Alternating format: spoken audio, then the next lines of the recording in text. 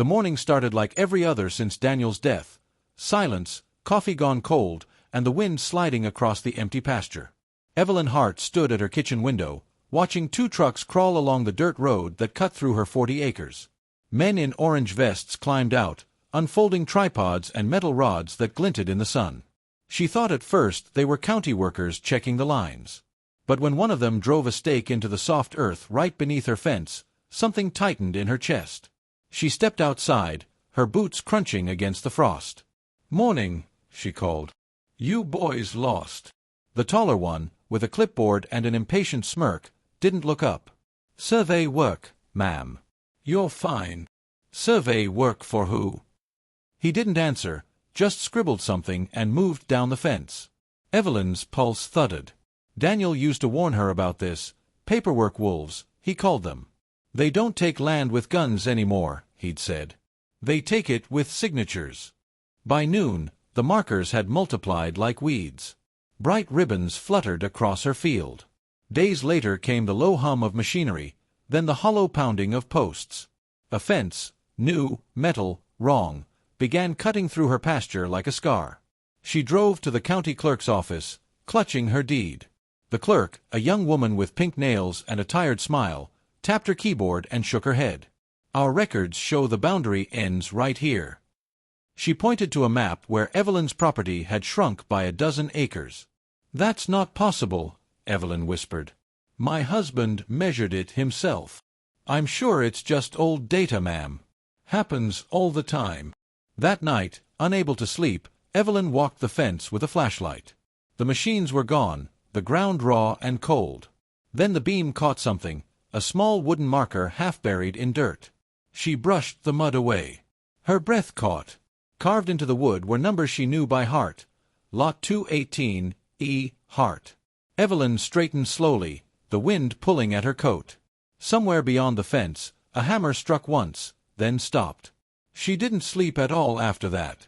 By spring, the sound of construction had become part of the wind, steady, invasive, impossible to ignore.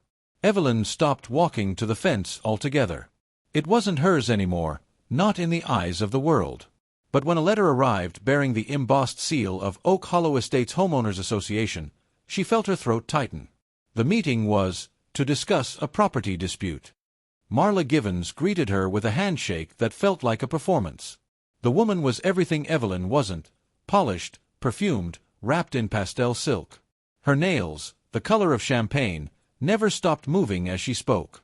"Mrs. Hart, I'm so glad you came. We all respect your history with this land." "My ownership," Evelyn corrected softly. Marla's smile didn't flinch. "Right. Of course.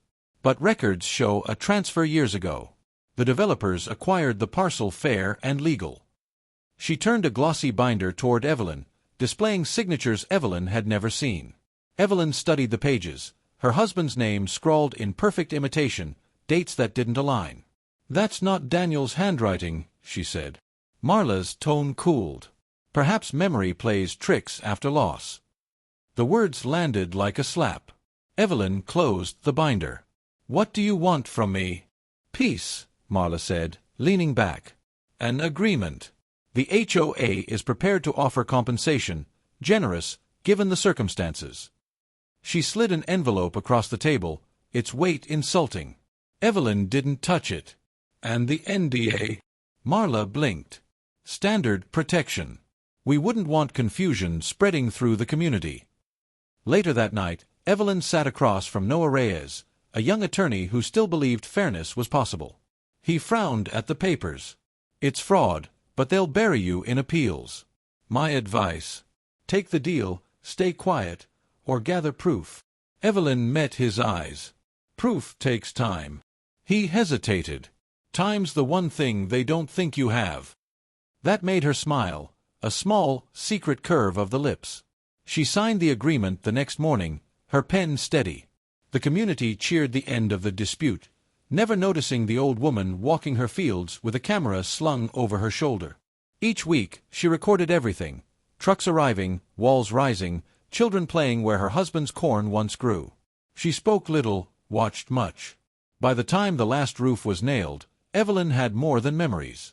She had evidence and patience. 2 years passed like a slow burn. Oak Hollow Estates rose from the soil, rows of identical homes with trimmed hedges and motion lights that blinked all night long. The air smelled of paint and fertilizer, not hay. From her kitchen window, Evelyn watched strangers walk dogs across what used to be her pasture. They waved sometimes, polite and oblivious. She waved back. The letter came on a Thursday. Notice of eviction. It claimed her farmhouse encroached upon HOA-managed property and must be vacated within 30 days. Evelyn read it twice, then folded it neatly and placed it beside her coffee cup. Her reflection in the window looked older, but steadier. When she arrived at the clubhouse, the room glittered with artificial warmth, lemon candles, polished tables, portraits of the first founding residents. Marla Givens stood at the head, the same smile stretched thin over the years. "Mrs. Hart," Marla said, gesturing to a chair. "We've been patient, but this situation has become untenable. You understand, it's nothing personal." Evelyn set a leather folder on the table. "Then you won't mind a little paperwork." Marla frowned.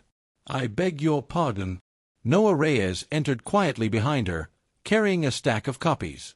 His voice was calm, precise. "This is the original deed to the entire tract of land comprising Oak Hollow Estates, recorded in 1989, under Daniel and Evelyn Hart." He opened it carefully, the paper yellow with age. It was never sold, subdivided, or transferred. The room shifted, a murmur, then silence. Marla gave a brittle laugh. "That can't be right. The developers sold what they never owned," Noah interrupted. "Section by section. Plot by plot." His tone grew sharper as he read, the numbers unfolding like a verdict. Evelyn watched faces pale, board members glancing at one another, a builder's jaw tightening, a homeowner whispering, "What does that mean for us?" When Noah finished, he closed the folder and slid it toward Marla. "Every home here," he said softly, "stands on stolen land." The fluorescent lights above flickered once, catching on the gold seal of the deed. Evelyn's hands were still. Marla's voice cracked. "You won't win this, Mrs. Hart." Evelyn rose, gathering her things. "I already have." Outside, the night air was cool. Cameras flashed across her porch the next morning. The courthouse smelled of old wood and camera flash. Rows of reporters waited like vultures, pens twitching as Evelyn Hart took her seat beside Noah Reyes. The world had finally noticed her, not as the quiet widow from the edge of town, but as the woman who had unbuilt a neighborhood. Across the aisle, Marla Givens sat rigid, her once perfect hair limp under fluorescent light. The charges read like scripture: fraudulent transfer, falsified records, conspiracy to defraud. Every word felt heavy, deserved. Yet as Evelyn listened, she felt no triumph, only the strange stillness of something finishing. When the clerk held up the old deed, the paper looked almost fragile. The county seal shimmered gold beneath the lights, just as it had that night in the clubhouse. The courtroom hushed. "This document," the judge said, "predates all subsequent development. Legally, every parcel in Oak Hollow Estates remains the property of Mrs. Evelyn Hart." Marla's composure shattered. "You can't do this," she cried, voice raw. "You'll destroy families. Children live in those houses." Evelyn met her eyes. "You already did," she said quietly. A murmur rippled through the room, pity, fear, awe. Noah touched her sleeve, leaning close. "It's over," he whispered. "You can reclaim it all now. The land, the money, it's yours." Evelyn looked toward the gallery, where dozens of homeowners sat pale and speechless. Their faces weren't cruel, just lost. "No," she said.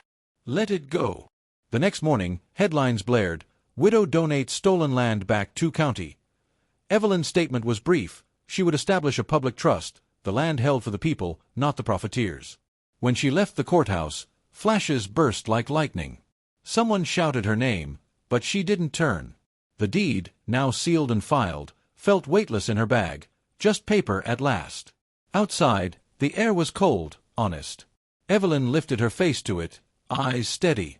Justice hadn't brought peace, but it had brought clarity. And for her, that was enough. She walked away as the cameras followed, the past finally behind her.